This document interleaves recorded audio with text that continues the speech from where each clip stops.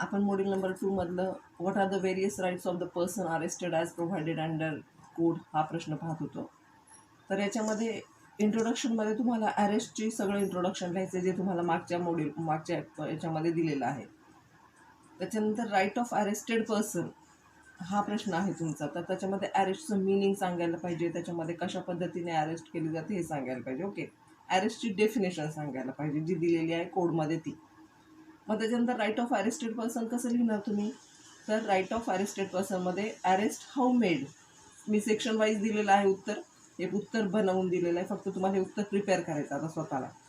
Section 46 arrest how made. Okay, know unnecessary restraint. Section 49 person arrested to be informed of grounds of arrest and of right to bail. Section 50 लिहायचं आहे.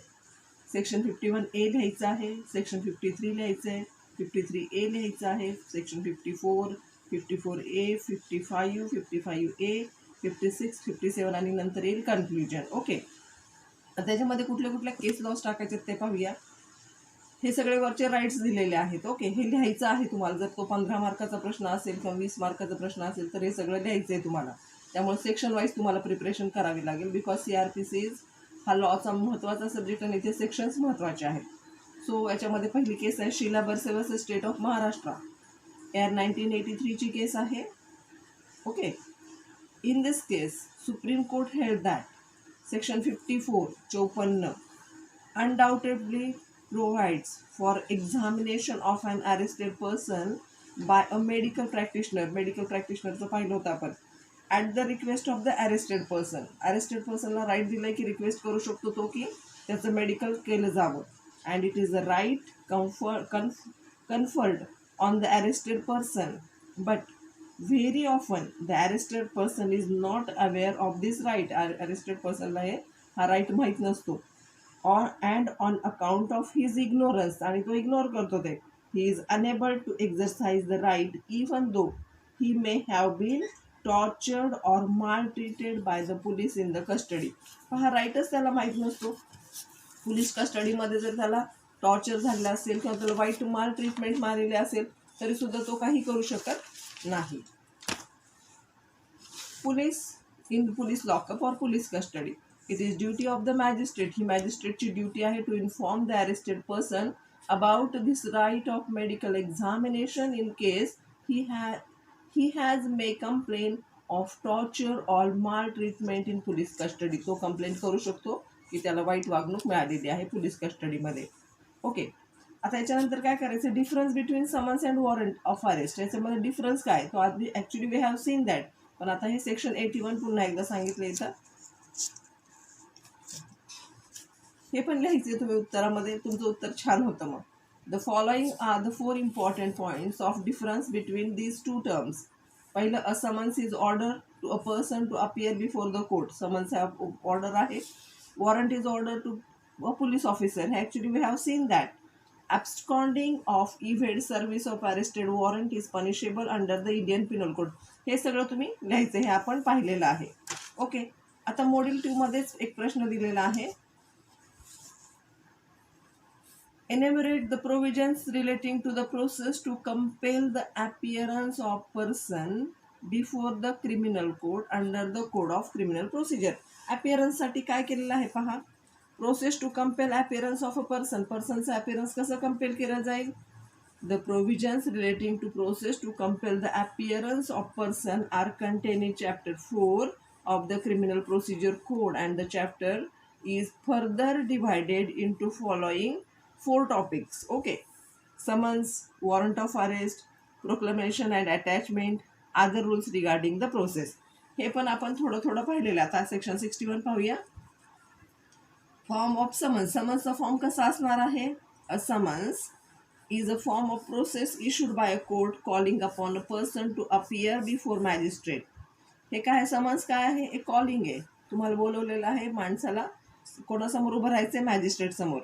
The section 61 of the code provides that every such summons must be in writing. Summons writing मध्ये असावं and in duplicate copy असावं and signed by the presiding officer of the court. We have seen this. and it must also bear the seal of court. So when summons does not comply with all these requirement, then it is invalid. हे जर comply नाही केलेलं असेल, परिपूर्ण नसेल हे, तर ते समन्स कसं ठरणार आहे? Invalid. And so it can be objected to, can be disregarded by the person to whom it is served. त्या सगळ्या गोष्टी फुलफिल झालेल्या असल्या पाहिजेत, तर आणि तरच ते समन्स सर्व केलं जाईल. Besides, every such summons must be clear, specific, and regards to the description of the court, and as to the place, date, time at which the person summoned is required to be present. Okay. आता section 6 हे section wise लक्षात ठेवलं तर फार सोपं आहे. Section 62 काय म्हणतं? समन्स हाऊ सर्व, कसं सर्व करायचं हे पण आपण पाहिले थोडक्यात. As per section 62, every summons must be serve by a police officer and as far as possible it must be serve personally. Underline करा, personally, on the person who is summon. ज्याचं समन्स आहे त्याला personally हे केलं गेलं पाहिजे. So it has to be served, thereby delivering or tendering to such a person one of the duplicate of such a summons, and when so required by the serving officer, the person on whom it is served must sign for a receipt. त्याची समोरच्याची सही घेतली गेली पाहिजे on the other copy of the summons. कळालं? 2 कॉपीमध्ये summons कशाला हवंय? एक copy त्याला द्यायची आहे, त्या माणसाला द्यायची आणि त्याच्यावर त्याची सही घ्यायची आहे. सेक्शन 63 काय म्हणतं? Service of summons on corporate bodies. Corporate बॉडीजला कसं केलं जातं पहा. तर त्याच्यावर ॲड्रेस टाकला जातो चीफ ऑफिसरचा आणि ते समन्स सर्व केलं जातं. सेक्शन 64 काय म्हणते? Service van person summon can not be found. Service कशी दिली गेली आहे? जेव्हा तो माणूस सापडत नाही तेव्हा ते काय करायचं आहे? ते समन्स जे आहे ते. So here we have seen about the section 65. आपण पाहिलेलं होतं की 16 हे जे आहे service when a person summon can not be found. जेव्हा तो माणूस सापडत नाही त्यावेळेस ते समन्स द्यायचं आहे. ॲडल्ट मेल मेंबरकडं पण नोकराकडे ते समन्स द्यायचं नाही आहे. सेक्शन 65मध्ये पाहिलं होतं सबस्टिट्युटेड सर्व्हिसेस काय ते पाहूया आता. This CRPC also deals with what is known as the substituted service. Sometimes accused person does not reside in the usual place. बऱ्याच वेळा काय होतं, accused person हा reside करत नाही त्या usual placeला of residence, and other male member may not present from family to accept the summons. मग अशा वेळेस काय करायचं आहे? ते समन्स जे आहे ते कॉन्स्पिशियस पार्टला आपण अफिक्स करून यायचं आहे. हे पण आपण पाहिलेलं आहे. Okay.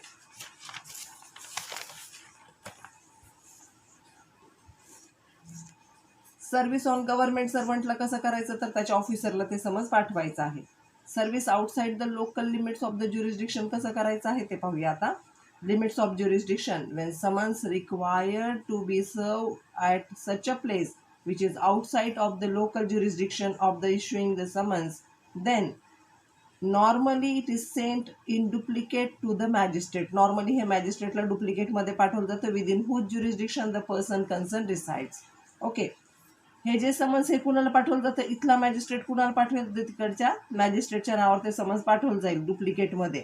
Then in such case, even if the serving officer who has actually serve the summons is not present at the time of the hearing of the case, then also the affidavit made by him before the magistrate to the effect that the summons also properly served by him. पहा, एक दुसऱ्या ठिकाणी जर ते सर्व करायचं असेल तर इथल्या मॅजिस्ट्रेट तिकडून त्या मॅजिस्ट्रेटच्या नावाने समन्स पाठवतो. तिथला जो ऑफिसर आहे तो ते सर्व करतो आणि जेव्हा केस ॲक्च्युली चालू असते त्यावेळेस जरी तो ऑफिसर हजर नसेल तरी पण त्याने जे ॲफिडेविटवर लिहून दिलेलं आहे त्याला ग्राह्य धरलं जातं. ओके. स्पेशली त्याचं हजर राहण्याची गरज नाही. So admissible evidence, and so all the statements which is made in the affidavit are presumed to be correct. आणि ते सगळे statement presumed to be correct होतात unless and until the contrary is proved. काहीतरी contrary आली किंवा काहीतरी Contra झालं तरच ते समज ग्राह्य धरलं जात ते जे पोलीस ऑफिसरचा रिपोर्ट ग्राह्य धरला जात नाही. अदरवाईज सगळ्या याच्यामध्ये पोलीस ऑफिसरचा रिपोर्ट ग्राह्य धरला जातो. आता सर्व्हिस सेक्शन 69 काय म्हणतात? Service on witness by post. पोस्टाने जर विटनेसला हे करायचं असेल तर काय? In addition to about stated various modes of service, when the person to be summon is the witness, then the court may also direct that the copy of such a summons be served on the witness by the registered post. Underline करा, जे registered पोस्टाने summons पाठवायचं आहे.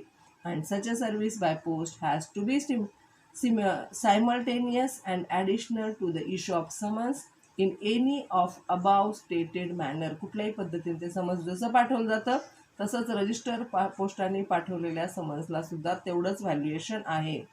This is the new provision which is inserted to cut out the delay in service of summons of witnesses. विटनेसेसला पटकन summons मिळायला पाहिजे, registered पोस्टाने ते एका दिवसामध्ये जातं.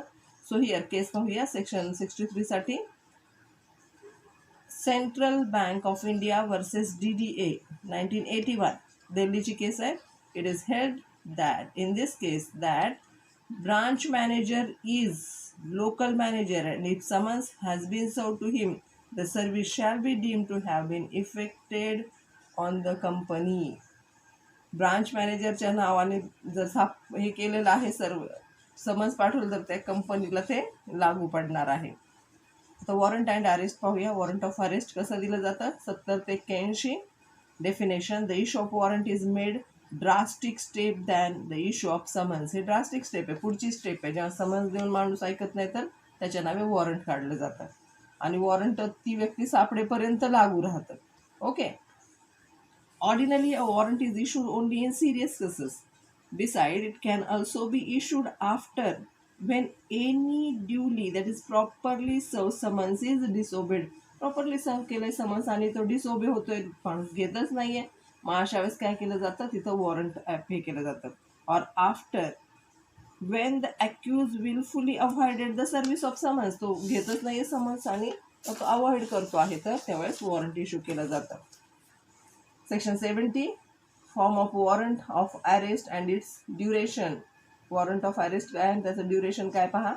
Every warrant of arrest which is issued by the court under the CRPC must be in writing, signed by presiding officer of such a court and must bear the seal of the court. हे आता तुमचं पाठ झालं असेल जवळजवळ. and every such warrant remains in the force until it is cancelled by the court. Underline करा या संपूर्ण लाईनला. वॉरंट रिमेन्स इन फोर्स कधीपर्यंत, until it is cancelled by the court which has issued it or until it is executed. executed म्हणजे त्याची पूर्तता झाली पाहिजे, नाहीतर ते कोर्टाने कॅन्सल केलं पाहिजे. वॉरंट तोडतात.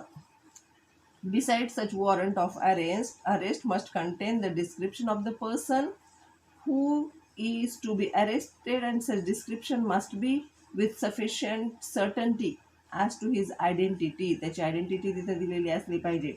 Then it must clearly specify the offense for which such person is to be arrested. त्याचा ऑफेन्स सांगितलेला असला पाहिजे वॉरंटमध्ये. And it must also clearly state the name of the person who is to execute such warrant. Warrant घेऊन जाणाऱ्या माणसाचं नाव सुद्धा तिथे दिलेलं असलं पाहिजे. तर सेक्शन 71 पाहूया. Power to direct security bond to be taken. Security bond ते महत्त्वाचं आहे. The court which is issuing a warrant for the arrest of a person has discretionary power, underline करा discretionary powerला, to make an endorsement upon such warrant about that if and when the person consent from the custody मध्ये असणाऱ्या व्यक्तीसाठी. such an endorsement by the court must state the following 3 particular, namely the number of sureties, the amount in which for which such sureties are bound, and time at which the person concerned is to attend before the court. हे endorsement मध्ये असतं. Section 72 warrants to whom directed. कुणाला direct करायचे हे warrant. Normally warrant of arrest is to be directed to 1 or more police officers. Underline 1 or more police officersला. But when no police officer is immediately available and when the immediate execution of such warrant is necessary, then in that case such warrant can also be directed to. Police officer हजर नाही आहे पण हे warrant issue करणं आवश्यकच आहे, तर अशा वेळेस ते काय केलं जातं, directed to any other person or persons who are required to execute the same. दुसऱ्याच्या नावे सुद्धा समज काढता येतं warrant. Okay. And when the warrant is directed to more police officers or more persons, then it can be executed either by all or by one. Okay, एक police officer तो execute करू शकतो किंवा सगळे मिळून करू शकतात. एक पर्सन एक्झिक्यूट करू शकतो किंवा सगळे मिळून करू शकतात. पुढच्या याच्यामध्ये आपण सेक्शन 73 पासून सुरू करू. थँक्यू.